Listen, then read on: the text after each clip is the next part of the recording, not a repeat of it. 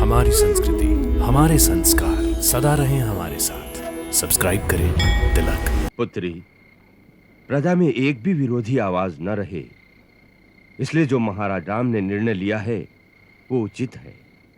तुम उनकी व्यवस्था देखो, वो मन से तुम्हें पवित्र समझते हैं, आत्मा से सदा तुम्हारे साथ बसते हैं। तुम्हारे वियोग में वो तुमसे अधिक दुखी होंगे, परंतु राजा होने के नाते उन्हें राजधर्म इस प्रकार पालना ही पड़ता है जिससे आदर्श के कीर्तिमान स्थापित हो। यही समय है उस अपकीर्ति को धोने का। प्रजा में पश्चाताप की लहर बढ़ रही है। ऐसे समय राम तुम्हें शपथ लेने के लिए कहते हैं जिससे यह अपवाद पूर्णतः मिट जाए। मैं वही करूंगी जिससे यह अपवाद सर्वदा के लिए मिट जाए।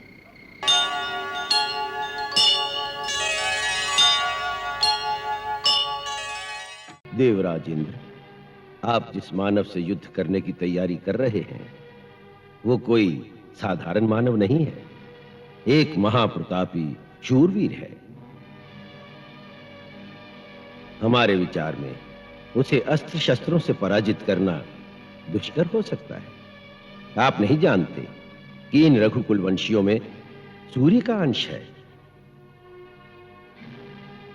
फिर इन्होंने सदा ऋषि मुनियों की सेवा करके उनके विज्ञान का भी पूरा लाभ उठाया है।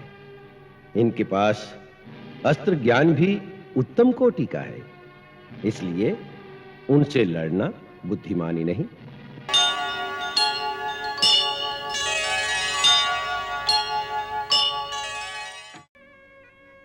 दो एक दिन से महाराज कुछ चिंताग्रस्त लगते हैं।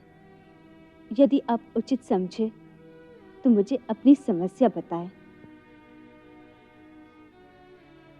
हो सकता है मैं कुछ सहायता करूं। ऐसी कोई विशेष चिंता नहीं सीते जिसके लिए तुम्हें विचलित कर दे। विशेष हो या साधारण, चिंता तो चिंता ही है। आपके हंसी के पीछे विषाद की जो एक रेखा दिख रही है वो एक वीर राजा को शोभा नहीं देती। प्रजा आपको इस प्रकार विषाद में देखे तो उनका उत्साह क्षीण हो जाता है।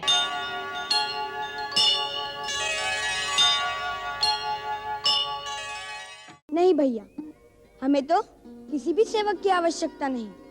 हमारे गुरुदेव ने रामायण में लिखा है कि आप श्री राम के अनन्य सेवक हैं, तो आप उनके ही सेवक रहिए। ओहो, तो आपके गुरुदेव ने रामायण लिखी है? हाँ, उसमें श्री राम का जीवन चरित्र लिखा है। आपकी कथा भी उसमें आती है। अच्छा। हाँ, आपकी अनन्य भक्ति और सेवा के कारण हमें आपका चरित्र बहुत अच्छा लगा। मुझे भी आप दोनों बहुत अच्छे लगते हैं। लगता है जैसे आप भी रामायण के ही कोई पात्र हो, जैसे श्री राम के ही कोई अपने हो।